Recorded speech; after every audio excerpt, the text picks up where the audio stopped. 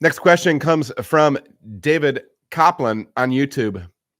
I have a question. I'm struggling with plate chillers. How can you knock out with a plate chiller to fermenter without blocking the chiller? Can I mount a racking arm to the boil kettle so the whirlpool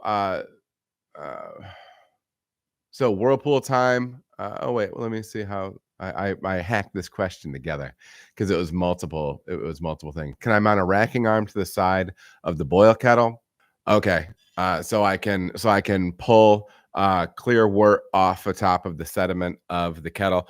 Yeah, I mean those are all options, and I think you're headed in the right direction.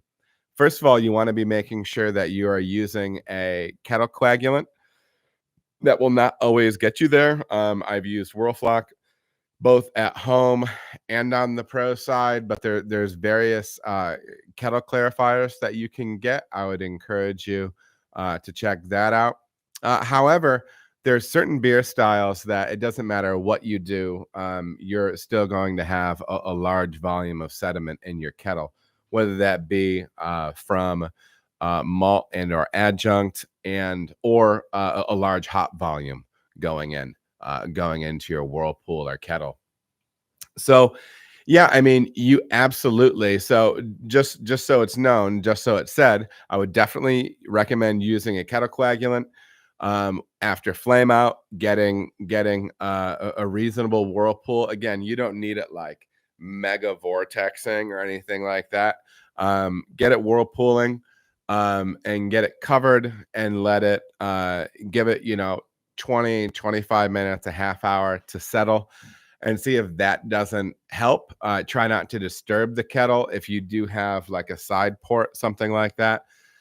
Depending on what kind of kettle you're working with, I do know a lot of different kettles. Some of the fancier ones have like a little rotating arm, like an L-shaped arm that goes in on the inside that functions as a racking arm. And so you can probably get like the attachments for one of those.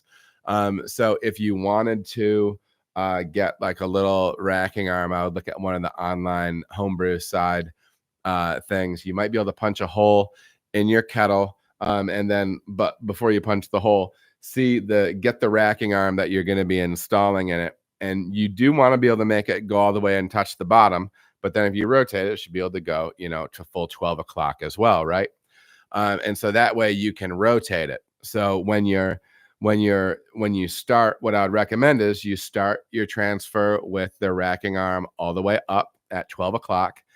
And then when you're running off, I'm assuming you're using some sort of clear tubing, rotate that until you hit trube or your stuff that flocks out, and then tilt it back up a little bit and run your clear wort off. But making sure that you're implementing both kettle finings and a reasonable whirlpool stand might also take care of what you're trying to figure out as well there. So anyways, that is my take on that, David. Good luck with the issue. All right, everybody, thank you so much for watching. If you feel as if you got any value out of the video, please like and subscribe. There are also other videos that you can watch. They're going to maybe be over here or over here. Appreciate you watching.